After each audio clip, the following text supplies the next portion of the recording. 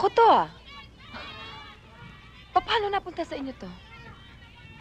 Ako ang baby Chan. Ikaw si Lenny? Ikaw talaga si Lenny?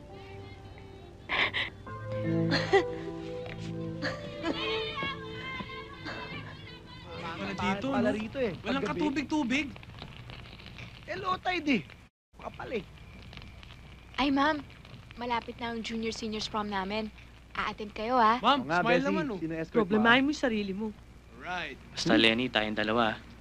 Ewan ko. Mapapag-usapan naman natin yun, eh.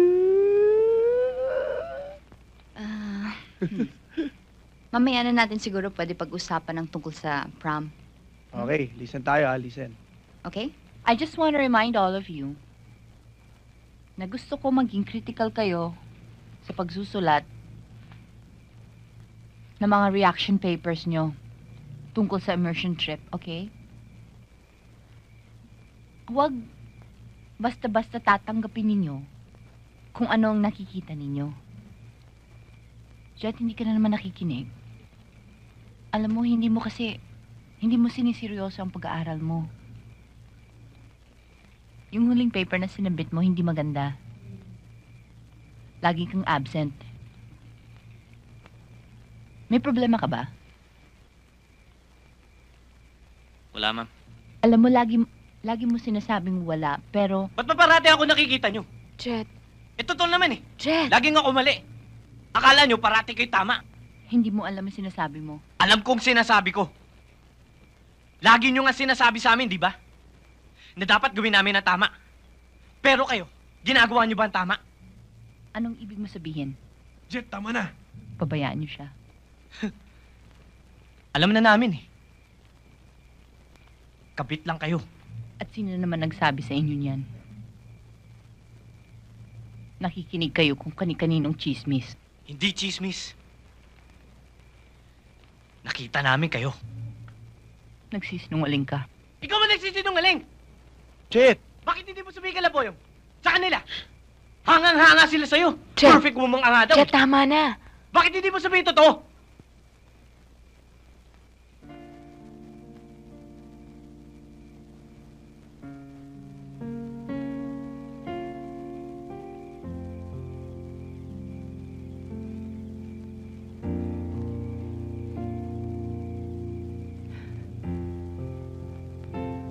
Totoong kabit lang ako.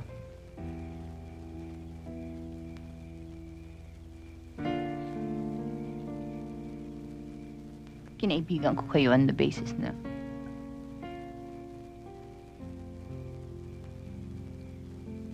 magkukwento kayo ng mga problema ninyo.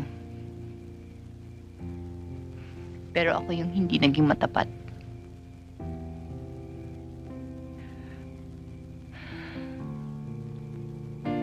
Nagkaroon ako ng boyfriend nun. Si Tom. Hindi siya nagustuhan ng mga magulang ko. Dahil mahirap lang siya. Pero dahil mahal ko siya, nagawa kong lumayas sa bahay. Sumama ako sa kanya. Itinakwil ako ng mga magulang ko. Namubuntis ako, tuwang-tuwa ako. Pero may dumating na isang sulat mula sa job application ni Tom sa Amerika. Alam kong matagal niyang pangarap yun, kaya ako mismo nagudyok sa kanya para umalis.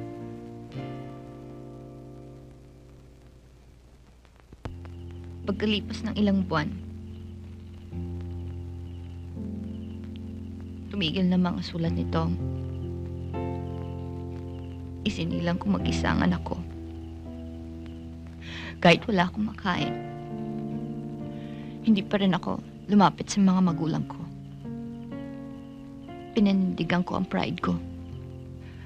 Hanggang sa matanggap ko yung sulat ni Tom.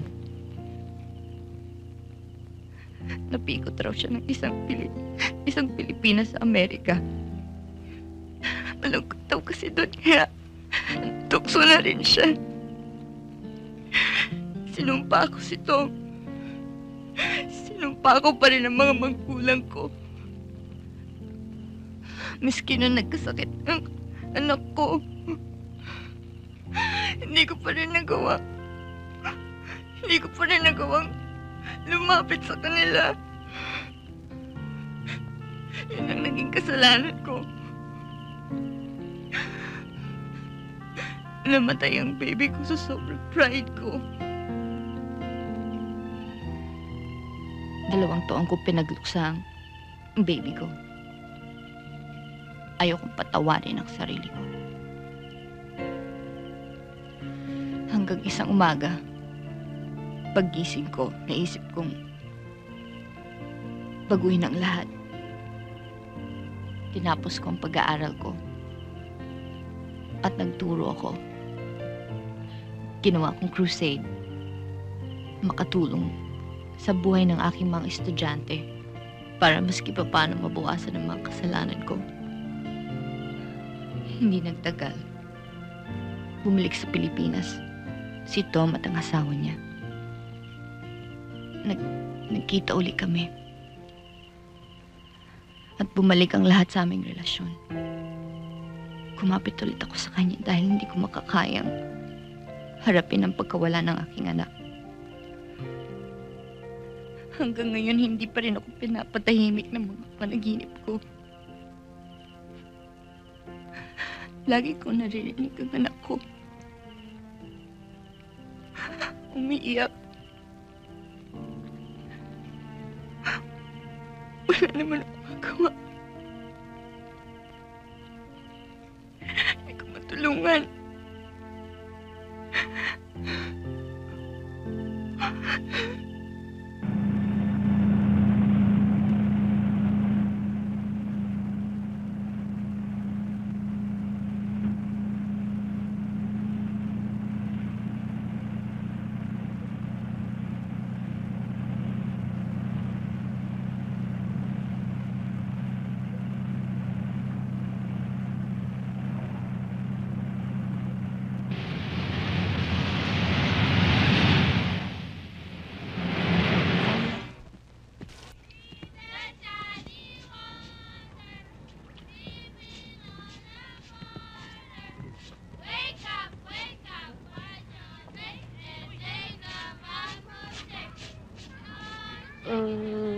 Magandang hapon po.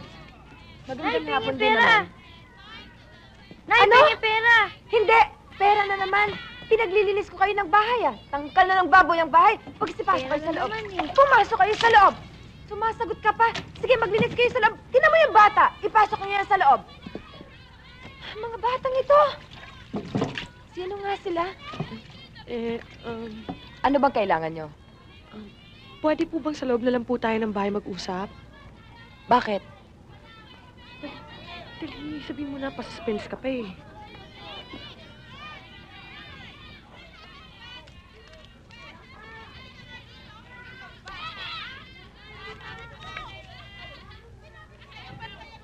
Ako to, ah.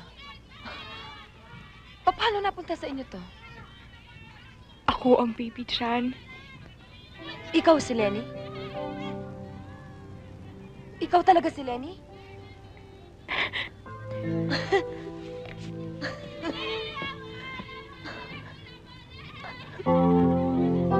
Ang laki mo na.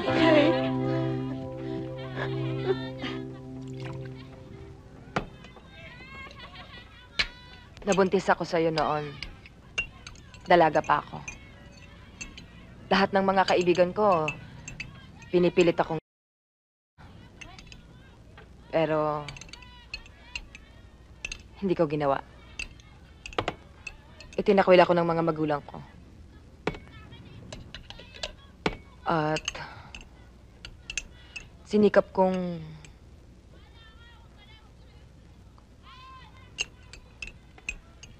Anong gusto niyo sa kape? May gatas o wala? May gatas po. Ikaw, anong gusto mo sa kape? May gatas o wala? Ano nang ang pangalan mo?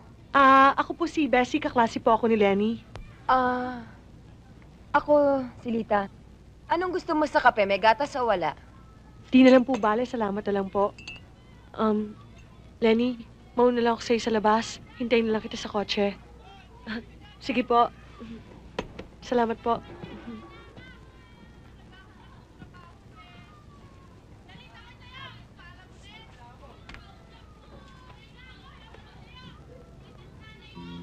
Sinikap kong alagaan ka pero talagang hindi ko kaya. Siguro mga 2 taong gulang ka pa lang noon nung merong nag-alok sa aking ampunin ka. Ipinaampon kita dahil hirap na talaga ako. Wala akong pambili ng gatas mo.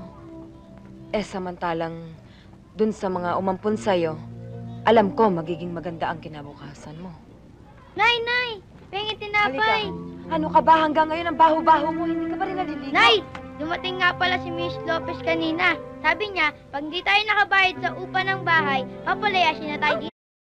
Hindi naman sa kanya itong bahay na to, ah. Pare-pareho lang tayo mga squatters dito. Hala, sige. Doon kayo sa labas maglaro. At huwag kayong lalayo, ha? Huwag kayong lalayo. Opo, Nay! Ay, naku. Ang hirap ng maraming anak. Ang asawa ko kasi hindi naniniwala sa family planning. At kayamanan daw ang mga anak. Aanhin mo ba yung mga kayamanan yan kung nagkakagutom-gutom na nga sila? Nasaan na nga ba tayo?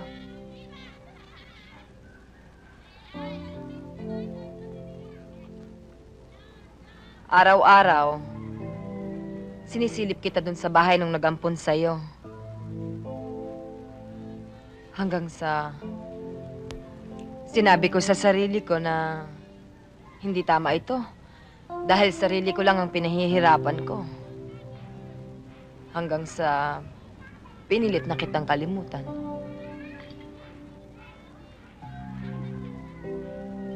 Payakap nga uli, anak.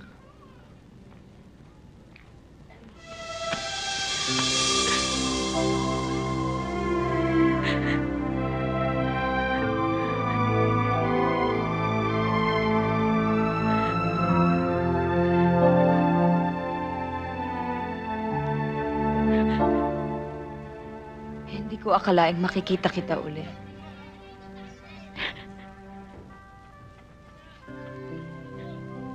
Dadalawin ko kayo dito ng madalas, inay. Ha?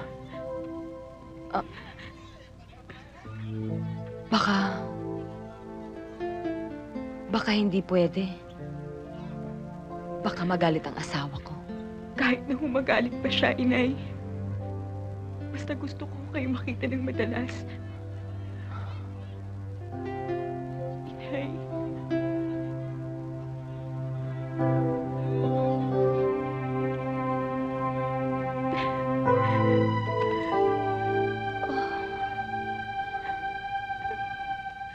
Pinagbawalan na kita, tawarin niyo ako, Mami, pero huwag kayong mag-alala. Hindi naman magbabago ang pagtingin ko sa inyo, eh. Mula nung baby ka pa lang, inalagaan na kita. Minahal kitang parang tunay kong anak. Alam ko naman ho yan, Mami. Lahat ng kinabukasan ko nilang ko para sa'yo. Pero ngayon, meron na ibang bigla na lang i-enter sa buhay natin. Mami, hindi siya ibang tao. Pag pinuntahan mo siya uli, huwag ka nang babalik dito. Sa kanya ka na!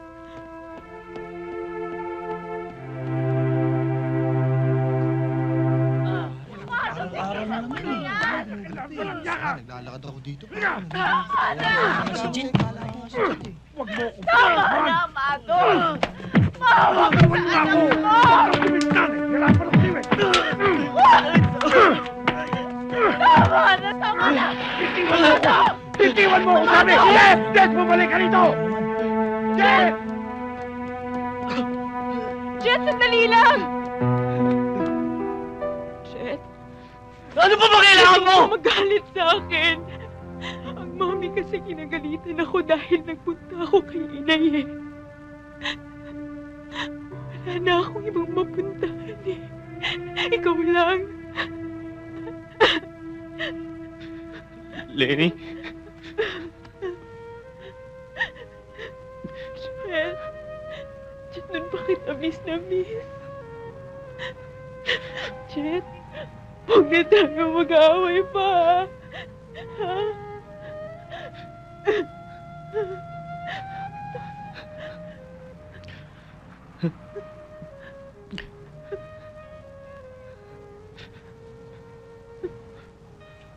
Jet? Jet, bakit ka sinasaktan ng tatay mo? Jet? Jet, kung may magagawa akong tulong, sabihin mo lang. Bakit? Dahil naawa ka sa akin. Hindi.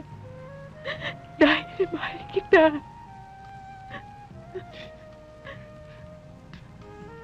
Hindi. Hindi ako mahal. Hindi ako mahal ng tatay ko. Pati nanay ko. Hindi ko na alam ang gagawin ko. Wala pagkabata ko gano'n lang ginagawa. Di ba, Jet? Pag kinasal na tayo, gagawa tayo ng pamilya.